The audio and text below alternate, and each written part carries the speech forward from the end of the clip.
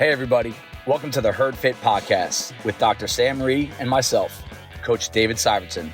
This podcast is aimed at helping anyone and everyone looking to enhance their healthy lifestyle through fitness, nutrition, and most importantly, mindset. All right, welcome back to the Herd Fit Podcast. I am Coach David Syvertsen. I am here with my co-host, Dr. and Coach Sam Rhee. We have a topic that was kind of given to us by one of our listeners, Keith Andrews, looking at you, bud. He asked, it was a really good question about coping with nerves. And this does not only apply to sport. If anything, I think it applies less to sport and it has more to do with the day-to-day operation of CrossFit, with you and your workouts, because it's funny how your nerves are always there as a CrossFitter. Like, you know, coping with the nerve of coming to a gym for the first time, especially one like CrossFit Bison here, where it's just a big group, a lot of good athletes. You have a lot of accomplished athletes. You have a lot of ambitious athletes, always working hard and going after it.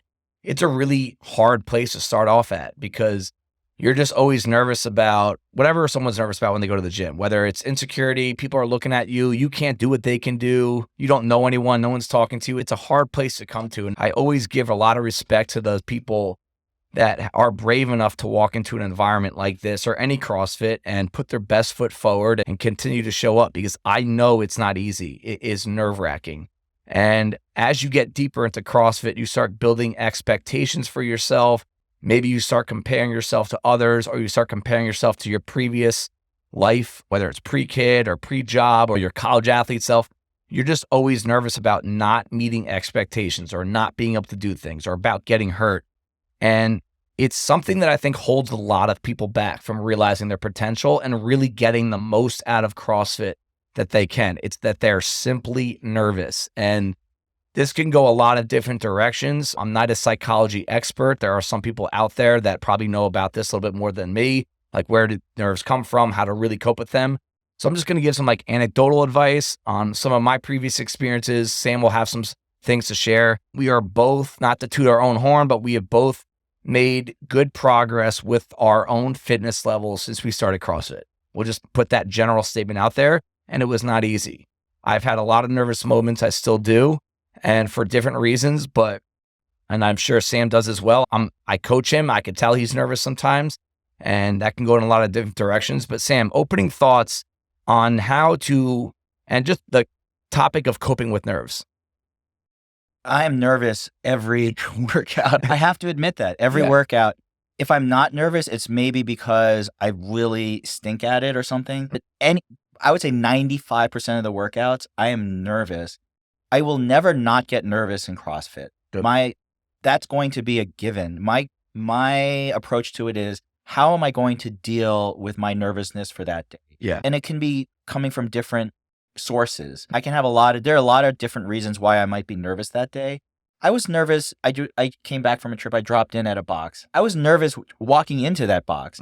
I was scared. I was like, maybe I should just walk. I was almost at the door. I was like, maybe I'll just go home or back to the hotel and do a workout. Burpees, yeah. I was so close to that. And I've been doing this for 8 freaking years. You're a coach. I know. Yeah. I just did my L2. Like, I should know, but I was so nervous. Like, what do I do about this? And so nervousness is part of life, and it's part of CrossFit. And it's not that you're not going to be nervous. It's how do you deal with it? Right. And I think that we can kind of compare daily WODs like he did when he was dropping in and competitions. Like, I don't always like separating the two. I want to compare them to two and kind of go in as one. And I know that Keith, the founder of this question, but I know a lot of other people have it as well. He was looking at it from a sport perspective. If at some point he competes and he's out on the floor and you have a lot of people watching you and you're about to do something that other people are doing too, and you're being compared, right? You're going to win or you're going to lose. How do you deal with that? And think that the nerves I get at a daily WOD on a Monday in April are very similar to what I get at a competition. I have dry heaved before at a competition to the point where like I don't want to do the event because I'm too nervous. And I've always said this, I say this to everyone that they call it an anxiety issue or they're just nervous. It means you care. Yep. And it's a good thing. Sam just said, I'm always going to be nervous. And I said, good, because that means you're always going to care. I feel like if you ever come here and you just stop being nervous, right? Now there's different levels of being nervous, but if you're never nervous I actually think that's a red flag that you might have lost your pulse a little bit here. Yep. And it's probably slowly deteriorating your fitness and your health. And I would love to know why you're no longer nervous. Is it because you're too confident, or do you just not care? What thoughts on that? Yeah. The times I'm not nervous is where I have nothing invested in that workout for that day at all. Either I think I'm going to stink and I have a really negative attitude. So I'm like, I literally don't care. Like that's where my nervousness is not there. Right. You're right. If I have anything invested in that day, which I should, in terms of my performance, in terms of how I'm going to do, I am going to be nervous. Right. So where do we think our nerves come from? Is it fully intrinsic? Is it extrinsic? Is it both? I have some athletes that I work with that are not, the nerves don't bother them. They relish it. The people, they like, I love that adrenaline. Yeah. I want to chase after it. Right. So they use those feelings of nervousness in a very positive way. And I try to channel it that way too. But some people are just naturally like really into that. Yeah. And I admire that. It's stimulating. Yeah. And then there are others like my spouse, Susan, who just... The open comes around. Oh my gosh. Someone gets in her face and says, you got to get this. It's even every day, like she'll look at a workout and be like, man, there are wall balls in there. Why do there have to be wall balls? And she just starts like focusing a little bit on that. Yeah. She's gotten a lot better over the years, but I think some of it is your intrinsic personality. So you should know what your own personality is about how you deal with it. Yes. I know that as a coach, right? Like to some people have a reputation that like I am only into the competitors, or I'm so performance with how I coach. It's not always true, but I can understand how some people can think that. But because I've also had people tell me like I make them nervous, right? Like you're the coach that makes me nervous. Like, and I've always been confused by it because I have very rarely over the years gone to someone and say like, you need to get this score in this workout, or you need to hit this lift. If this is going to be considered a good workout, you need to hit this number. I will do it occasionally. I will only do that to someone I know can handle that, because you might fail, and it's okay if you fail. If you don't fail, you're not trying. But to me, extrinsic pressure, those nerves that come from other coaches or other people, I still think in most cases, it's you creating the narrative in your head that someone is putting the expectation on you. Like you might have this story in your head that Dave is looking at me work out and Dave thinks I should be sub-4 in this workout, or I should hit over 200 pounds on this lift. And in my head, I know too much now to not do that unless it's a very specific setting. And I mean, have you ever been nervous about like, oh my, Dave thinks I should be getting this kind of workout and this kind of score? Yes, there have been a few times where you've put that on me, mostly for the open, or there was one, I forget, I have it recorded on video where you like in the workout was telling me like, I have to hit this. Yeah. But you don't say that before, like you didn't say that like a week before the workout. Right. It was literally right before the workout or in the middle of the workout. And it was like to push me. Yeah. And honestly, a couple times in those occasions, I have hit it. Yep. And occasionally I have not. Right. The three rep max front squat. You told me to hit 275. Yeah. After failing, like I forget. And I got 2 or 1 or 2 and I failed. Yeah. Maybe it was 4 rep max. Right. But that wasn't, after I failed, it wasn't that I sat there and was more nervous because of it. Right. It was your faith. Right. You're not saying this to put more pressure on me. Correct. It's to tell me, I believe in you. Right. You can do this. Yeah. I have faith. Right. Now, whether or not I live up to that faith or not, I don't know. There's a lot of variables there. Right. But it's not putting pressure on me. You're doing it to build my confidence. And that's every time you say something like that, that's why I take it that way. Right. And it comes from that right place, because I will never go to anyone in any workout, whether it's in a big intense environment like that or on a random workout. I will never go and tell you that you can do something if I don't think you can do it. I promise. So if you ever, and there are times, the reason I can remember that squat like yesterday, that I remember watching your previous lift and just knowing that you had more in the tank. It wasn't, I think you do. I know you do. I've watched you squat so many times. Now, whether or not you execute, whether or not you believe it in your head, that's a different story. But the nerves that come from the other coach, I think that you also have to, if you trust the coach, I think those kinds of lines or those kinds of expectations from a coach they actually, and my hope, my desire is that it calms your nerves, that it takes away some of the doubt, because we doubt ourselves a lot. It's a natural trait that a lot of people do in any area of life. Like, we're always weighing the potential negatives, the potential failures. If you have someone you trust that has credibility, they says, hey, you can get that muscle up. Hey, you can hit that lift. You can do this workout in that time, but you're going to have to go. I just recently shared a workout result with Dave Boak. It's a conditioning test that I can probably count on my hand how many people that I think can do it at the gym. And I think he can do it. And he's like, dude, I'm a minute away. I can't do it. I'm like, you can do it. You will do it at some point. And I will never say something along those lines without like data in my head or an experience in my head. And it's meant to not put pressure on him and make him more nervous. It's to build the confidence. And I think that's a big part of coaching athlete relationships and some of your self-talk, that if you have an external voice coming into you that is making you more nervous, but the line that they're giving you is positive, it's really meant at calming the nerves and building the confidence and taking away the self-talk. When Susan talks to me about how she's nervous about a workout, a lot of times I'll just break it down with her. Right. And I'll say, hey, listen, what is this movement? How many times do you have to do it? Well, you've done this 1,000,000 times before. So what's to stop you from achieving this type of score or goal? Right. And I will say, I think that's very reasonable. I think you should be able to hit this or that or whatever it is, or not, because she just worries about crapping the bed sometimes, like, oh, I'm just going to fail at this. And I said, no. You've done this so many times before. You can do this. And sometimes having that voice from the external sort of talking to you about that, right, that can sort of help to address some of those nerves. Yeah. And to build off that, right? Like, the next two parts of the outline are, what are we really afraid of? Like, what causes the nerves? Like, are we afraid of pain? Do we lose sight of the fact that your discomfort does lead to victory, right? Like, you are not going to get in better shape unless you work really hard. Working really hard is hard. It can be painful sometimes, not injury pain. It's just like, think about a lot of our workouts, like the Thursday workout coming up this week with like max effort burpees after max effort rowing, and same thing with dumbbell snatch and max burpees. That workout, it hurts. It's painful. Your heart rate's going, you're losing control, you're breathing. But at the end, you walk out. How often do you walk out and equal that discomfort, those negative thoughts with pride? Like, how many times do we walk out of the gym? I see this. I mean, it's as automatic as going to the bathroom now, where CrossFitters, after a workout, they're disappointed. They're not proud of their effort. They're not always proud of their score. And I'm on the opposite side of it. Like, I'm proud of everyone that shows up and puts the work in. Whether you crush the workout or not, to me, it's less relevant on a day-to-day basis than you coming in and putting in the work and just giving yourself an honest effort that day.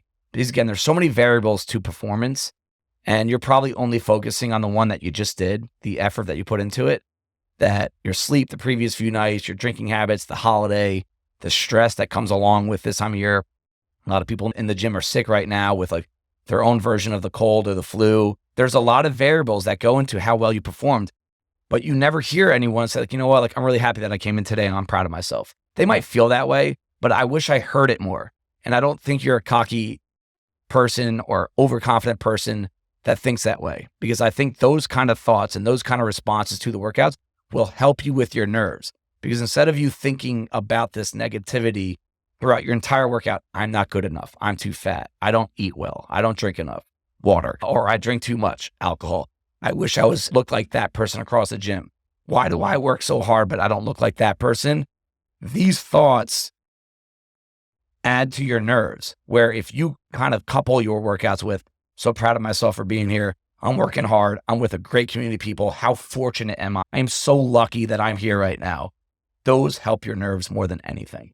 One of the things that helped me is to try to just make it automatic and take that responsibility of whether I should show up out of the picture. Right. I mean, I try to give credit to my athletes, especially when I'm coaching the 5, 6, and 7 in the morning. If they were not sure if they wanted to show up, I said, listen, you have to give yourself credit for showing up. Forget about your performance. Yeah. The fact that you lay in bed, you sat there thinking it's 30 degrees outside. I don't feel like getting up and going, and you forced yourself to. Part of what helps me in the morning to get up is like, to me, I say, this is like brushing my teeth. Right. What choice do I have? I take that choice out of my brain and I say, I have to do it. Right. That helps me address the nerves, whether that workout that day, I'm like, I don't know if I'm going to do well on it. Maybe I'm going to stink. Maybe I don't feel right about it. If you take the choice out of your system and you say, I have to do this. Ben Bergeron said, or as Ben Bergeron would say, I get to do this. Right. At that point, screw your nerves. Right. Like, just take them out of the equation. Sometimes the best way of addressing those nerves is just not even to address it. Just say, listen, I don't have a choice. That's why I'm so big on just saying thank you, being genuinely thankful and appreciating everything. Like, we just got done talking about how much we appreciate our health. Like, I just had a rough week with being a little under the weather, and it was probably the sickest I've been in since I was in college. I can't remember a time prior to that being this sick. And now that I feel better, even though my voice doesn't sound like it, sorry guys, right? That's all I wanted for a few days was just to feel normal. And like that, I appreciate this now so much more. And it makes you think about things in a different light. That, hey, I'm going to go home, I have to go do some yard work. My son's a little sick. He's not eating. I'm getting a little stressed out about that. Like, have to get ready for the work week. You never know what's going to happen when you own a gym. Like, every week is just different, and sometimes it stresses you out. We have this big competition coming up in 10 days that I hope I feel good for, but I appreciate feeling good.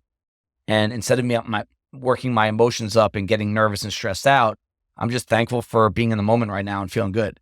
And I think if you can work out like that, right before your workout, during your workout, after your workout, just being thankful, it really does, it kind of takes care of the nerves itself. If you don't think like that, if you're not thankful, if you're not appreciative for the little things, it's a lot easier to gravitate towards the nerves. And when you're really stressed out like that, it just compounds the issue of the workout more and more. So that's really how we feel the best way to cope with it. There are probably different ways to go in that direction, but I think those are the best ways is that you can control. There's a lot of different help that you can get and self-help and books you can read and meditation, all that. I don't want to get into that. I just don't know enough. But another thing I want you guys to maybe trust is your process. This goes back to like Keith's original question. How do you really fully cope with being so nervous right before a workout? We have a lot of people here that are go-getters, type A personalities. They have expectations for themselves. Some are realistic, some are not for right now. Maybe someday they will be. But one thing that helps me a lot is I look back on what I've done for the past 10 years. I do not look back on my past 3 months.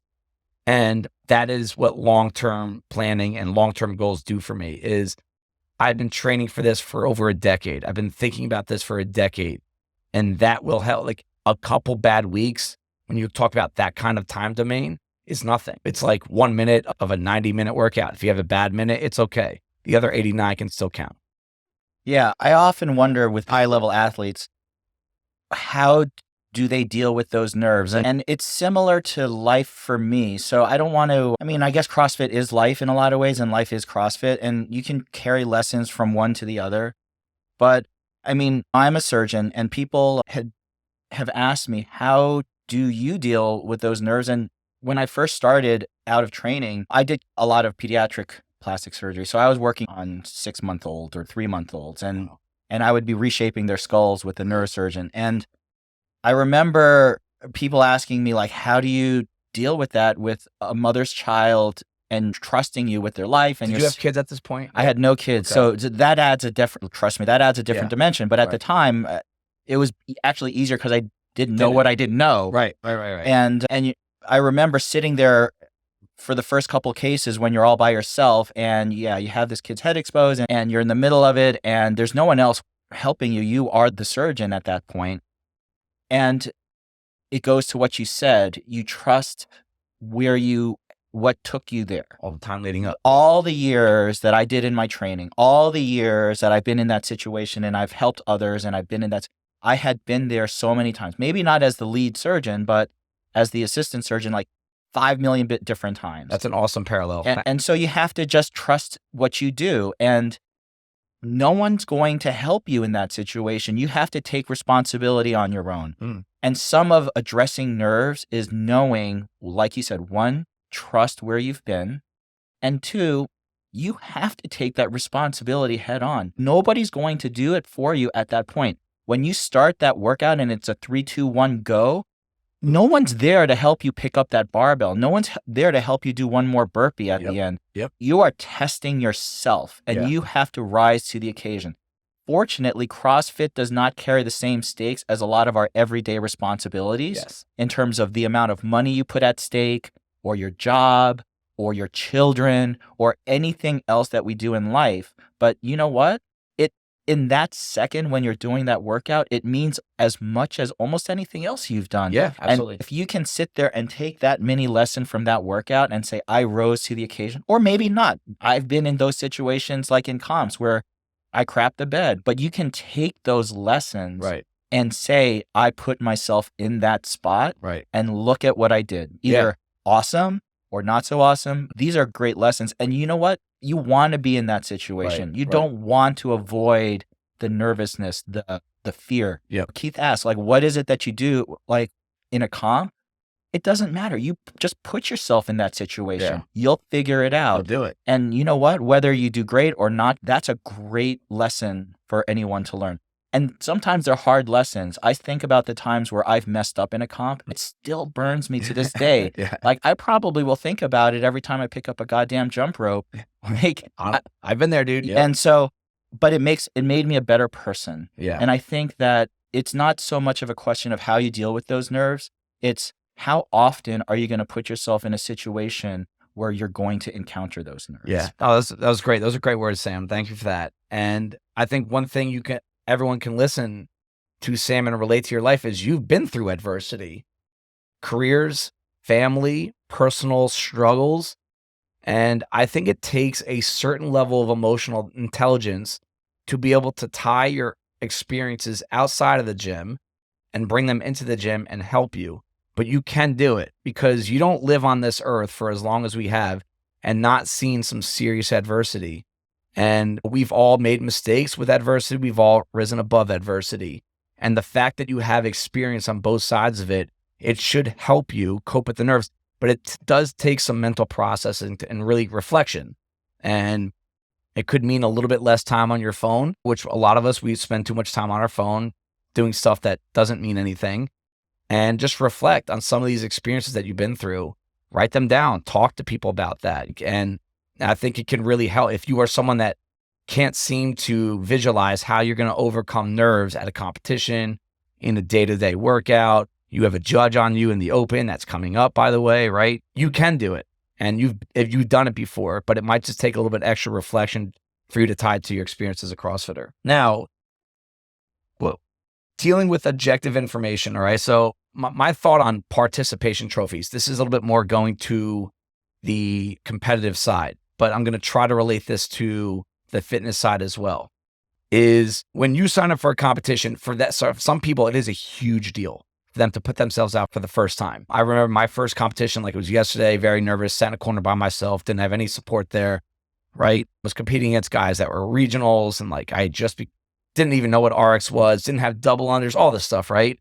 And I'm not a big participation trophy guy, but it depends what kind of goal you're going in with. When I was signed up for a competition, I just wanted to go compete.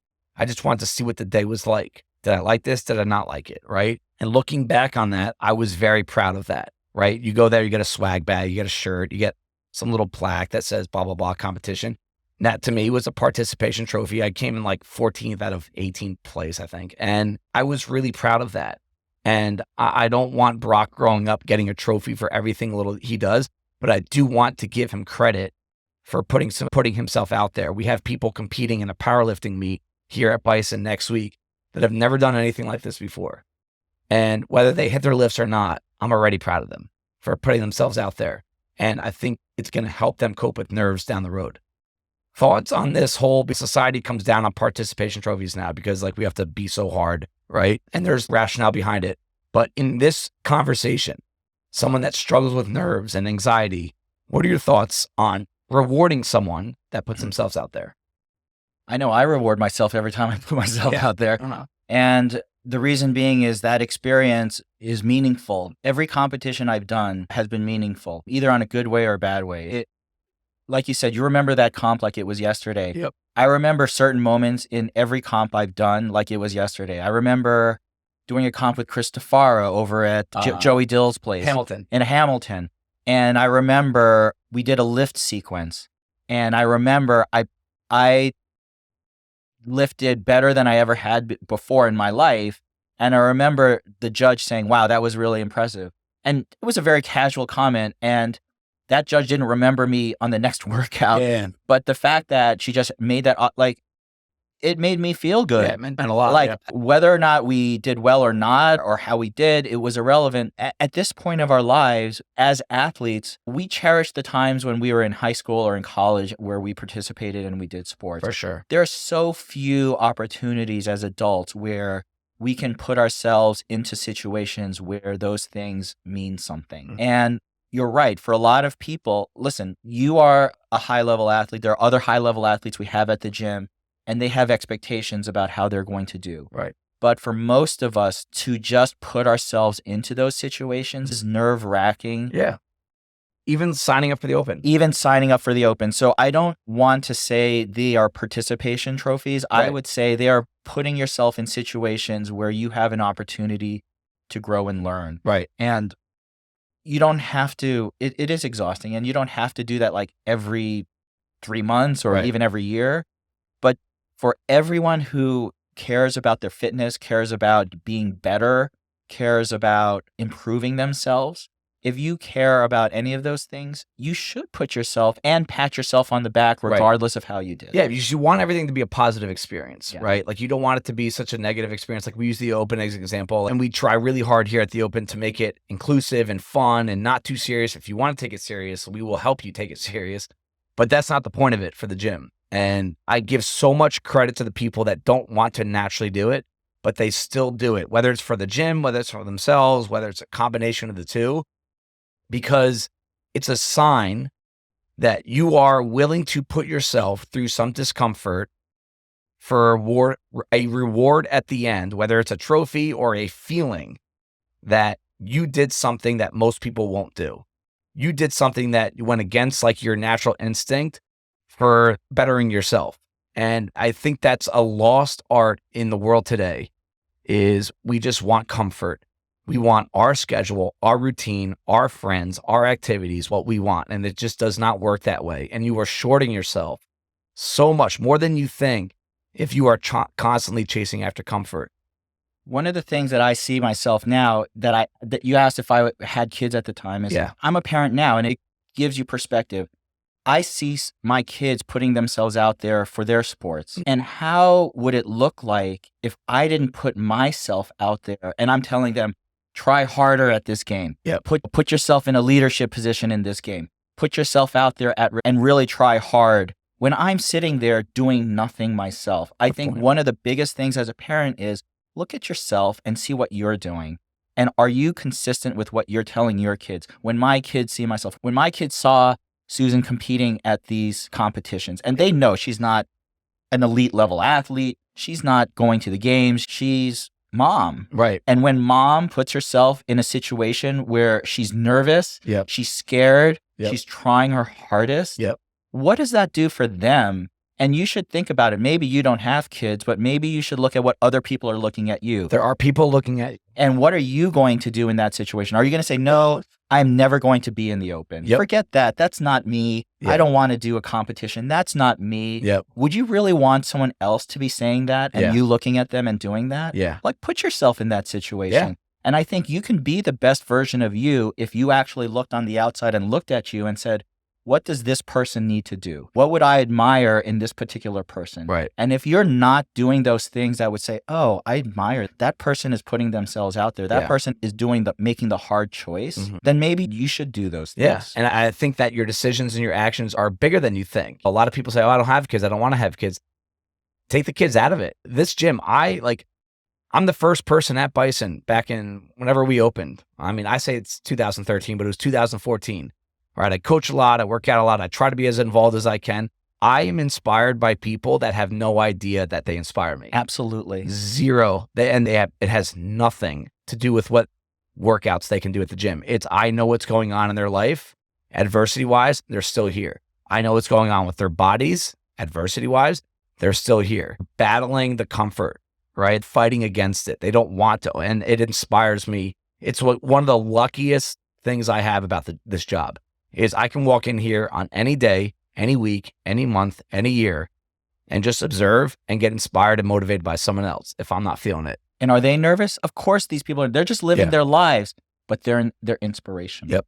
So the last two parts of this, right? And it's, again, we're still trying to stick with this coping with nerves thought is what to expect, but then also how to adjust when the unexpected comes.